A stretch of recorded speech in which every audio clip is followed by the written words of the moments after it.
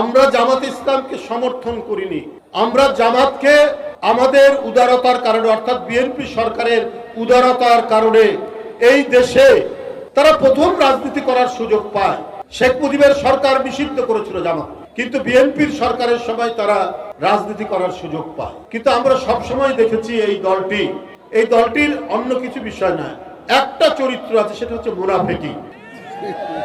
এই মুনাফেকি ছাড়া তারা কিছু করেনি। আমরা একসাথে আন্দোলন করলাম এরশাদের বিরুদ্ধে। হাসিনাও প্রথম দিকে ছিলেন, তারপরে কাউকে কিছু না বলে হাসিনা এরশাদের অধীনে নির্বাচনে চলে গেলেন। বেগম জিয়া বলেছিলেন, শেখ হাসিনা বলেছিলেন এরশাদের অধীনে যারা যাবে, বেগম জিয়া বলেছেন এরশাদের অধীনে যাব না আমরা নির্বাচনে। আর হাসিনা এক লাফ দিয়ে বলেছিলেন যারা যাবে তারা জাতীয় বেঈমান।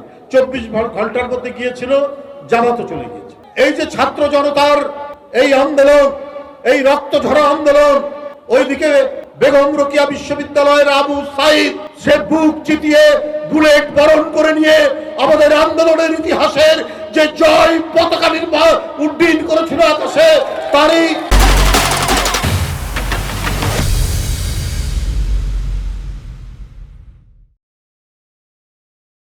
অনুপ্রেরণায় ঢাকায় দেখেছি মুগ্ধকে, আমরা দেখেছি আহলাবকে, আমরা দেখেছি একের পর এক ওই শিশু বাচ্চারা নিজের আত্মদানের মধ্যে দিয়ে শেখ হাসিনার মতো এক ভয়ঙ্কর নৃশংস একজন দানবকে বাংলাদেশ থেকে যখন বিতাড়িত করালো এই সাহসী বীররা, তার কয়েকদিন পর জামাত বলে বসলো আমরা আওয়ামী লীগের সবকিছু মাফ করে দিব।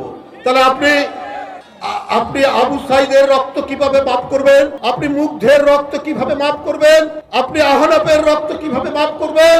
আপনি বলে দিলেন যে ভারত এক ভয়ঙ্কর উদ্দেশ্য নিয়ে বাংলাদেশকে করায়ত্ত করার জন্য হাসিনাকে সমর্থন করে গেছে, এখনো করছে। যে ভারত তাকে আশ্রয় দিয়েছে দিক, কিন্তু শেখ হাসিনা যে মাঝে মাঝে বক্তব্য রাখছে এটাকে দিতে পারে? শেখ হাসিনার পাসপোর্ট নেই, তার ভিসা নেই, ভিসাহীন একটি ব্যক্তি অপরাধী। সেই অপরাধী ব্যক্তি কি করে বাংলাদেশের বিরুদ্ধে ভারত থেকে কথা বলতে পারে? অথচ ভারত তাকে সেই প্রশ্রয় দিচ্ছে। এখন ভারতের যদি কোনো ক্রিমিনাল বাংলাদেশ আশ্রয় দেয় আর এইখান থেকে ভারতের বিরুদ্ধে কোনো কর্মকাণ্ড করে, ভারত কি তখন ছেড়ে কথা বলবে? তাহলে আজকে কেন শেখ হাসিনা ওইখান থেকে উস্কানি দিচ্ছেন? এইখানে বৈষম্য বিরোধী ছাত্র জনতার উপর তারা আক্রমণ করছেন, বিভিন্ন জায়গায় তারা আক্রমণ করিয়েছেন। গোপালগঞ্জে আওয়ামী লীগের লোকরা আক্রমণ করে স্বেচ্ছাসেবক দলের একজনকে হত্যা করেছেন।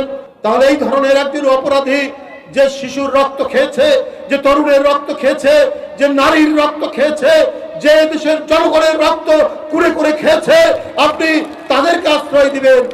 আর সেই ভারত যদি জামাতের কাছে অত্যন্ত প্রিয় হয়ে যায়, তাহলে বন্ধুরা আমার, এটা অত্যন্ত দুর্ভাগ্যজনক।